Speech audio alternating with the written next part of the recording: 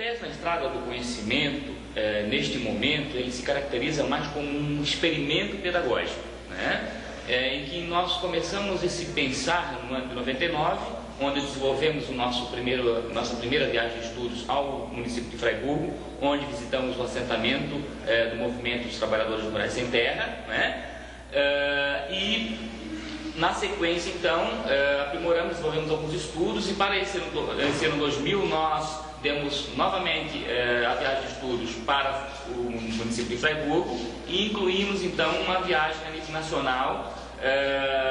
nas cidades históricas, né, que depois a gente vai poder visualizar melhor. Então esse projeto ele tem essa intenção, né, de colocar este aluno em contato com uma realidade mais concreta,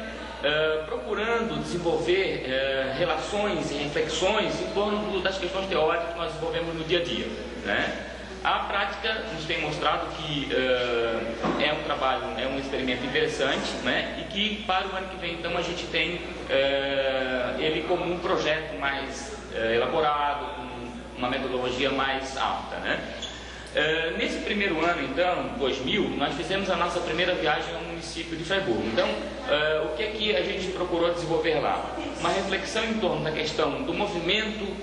sem terra, da questão agrária, da questão da história, da propriedade e da posse da terra, né? Essa foi a grande intenção. Trabalhar nas disciplinas de história, de geografia, de sociologia e de ciências, essas disciplinas se articularam, então, e propuseram esse encontro, onde nós ficamos de 20 a 21 de maio, foi um trabalho muito interessante, onde os alunos, além das questões teóricas, das discussões que apareceram lá, puderam entrar em contato com adolescentes e com uma cultura totalmente diferente da realidade deles.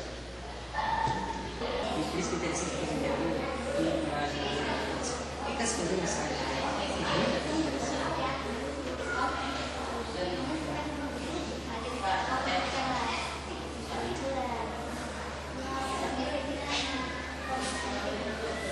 No segundo momento do projeto da Estrada do Conhecimento, que pensamos em fazer uma viagem um pouco mais ousada em termos de distância, não é? E pensamos nessa perspectiva dos 500 anos do Brasil, que trabalhássemos também em algum momento do período do Brasil colonial.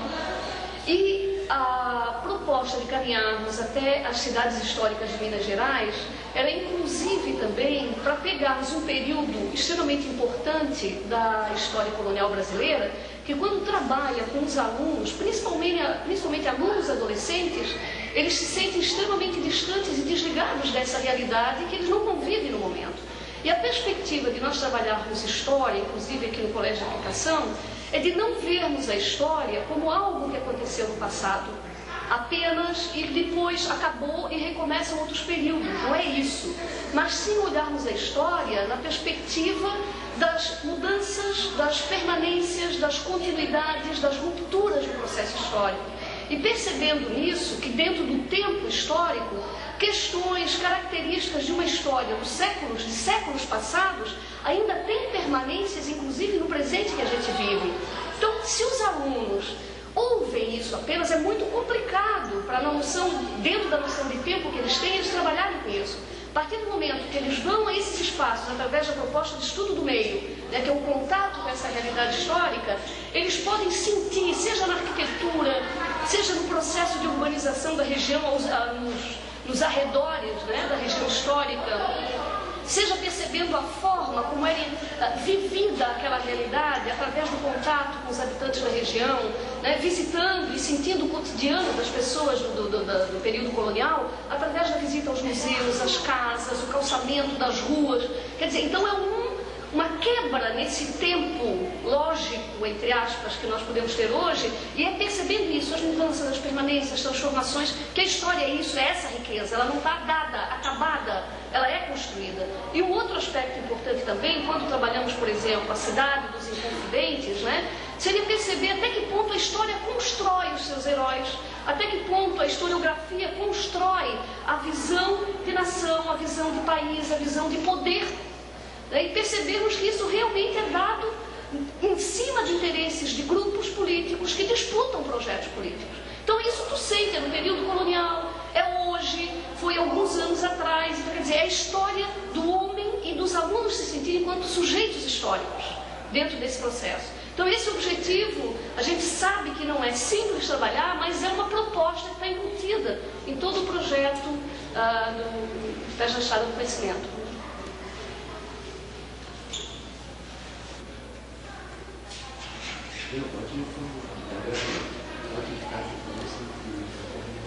O projeto Tese na Estrada do Conhecimento, como experimento pedagógico,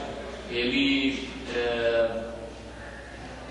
ele necessita desenvolver um trabalho de avaliação diferenciado do que vem acontecendo no dia a dia.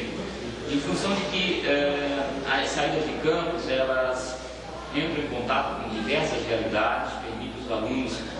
observarem diversas situações e que eles não podem expressar tipo provas ou tipo